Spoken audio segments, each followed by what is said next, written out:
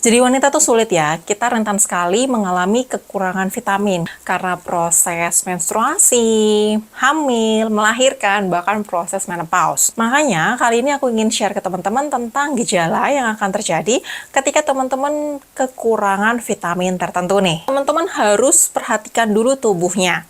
Jika teman-teman mengalami gejala seperti rambut rontok, adanya gangguan kognitif atau daya ingat.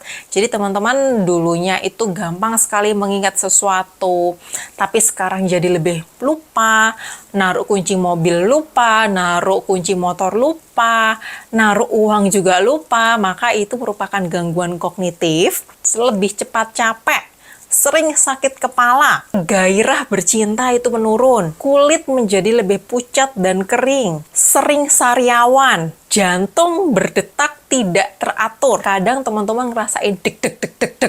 Gangguan perubahan suasana hati, jadi sering emosi, sering bad mood, sering marah-marah, nyeri tulang maupun sendi, rasanya itu lutut, tumit, ataupun badan itu kok pegel-pegel semua. Bahkan muncul jerawat. Itu adalah beberapa tanda bahwa teman-teman mengalami kekurangan vitamin, khusus bagi wanita. Lalu wanita tuh sering kekurangan vitamin apa aja sih? Yang pertama, zat besi. Kekurangan zat besi atau anemia pada wanita itu sangat umum terjadi. Biasanya, kekurangan zat besi ini bisa disebabkan karena menstruasi, kelelahan, ataupun kekurangan nutrisi yang mengandung zat besi nih teman-teman.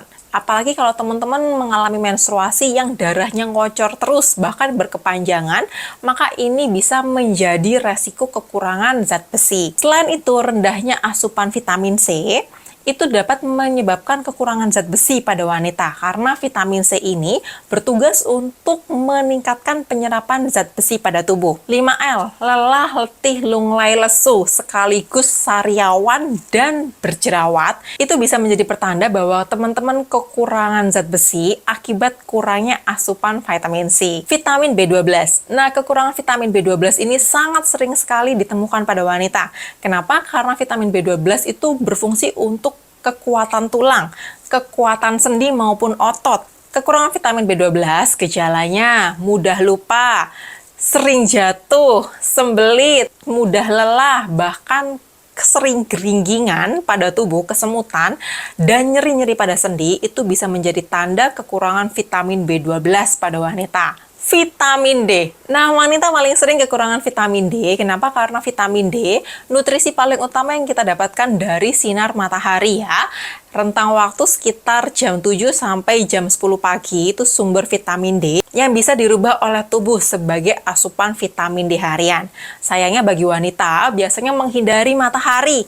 Jadi pakai sunscreen maupun jarang keluar rumah, akhirnya wanita mengalami kekurangan vitamin D nih teman-teman. Padahal vitamin D ini berfungsi untuk menyerap kalsium bagi kesehatan tulang, kesehatan jantung, maupun fungsi gairah pada wanita. Yang keempat, kalsium. Wanita paling sering mengalami defisiensi kalsium ya, terutama wanita di atas 40-50 tahun, mendekati masa-masa premenopause. Gejala kurang kalsium itu osteoporosis, nyeri sendi, nyeri tulang, bahkan tulang mudah patah nih teman-teman. Asam folat.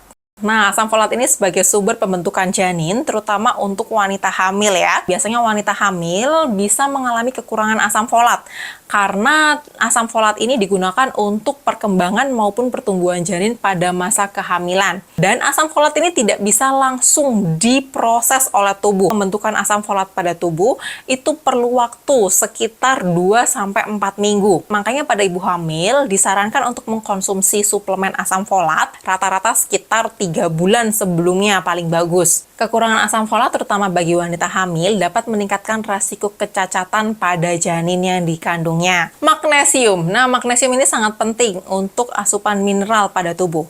Gejala kekurangan magnesium biasanya kram pada kaki, insomnia, sulit tidur, kejang pada otot, kecemasan, sakit kepala, bahkan mengalami gangguan pada pencernaan nih.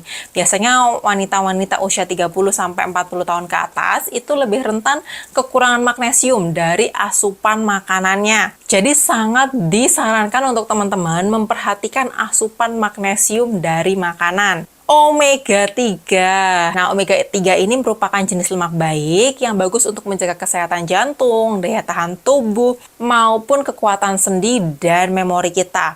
Biasanya, teman-teman yang kekurangan omega 3 itu kadar kolesterolnya meningkat dan adanya hipertensi, ya tekanan darah tinggi. Oleh karena itu, sangat disarankan untuk mencukupi asupan omega 3. Kandungan omega 3 tertinggi itu pada ikan laut maupun suplemen omega 3 nih teman-teman. Nah, kalau udah muncul gejala gimana dok? Yang pertama, pastikan asupan nutrisi seimbang. Jadi teman-teman rutin makan sayur mayur yang tinggi vitamin, daging-dagingan, daging sapi, daging ayam, telur, susu, itu semua tinggi akan vitamin D, zat besi, vitamin B12, kalsium, kalium, folat, magnesium, omega 3 yang bagus untuk kesehatan tubuh.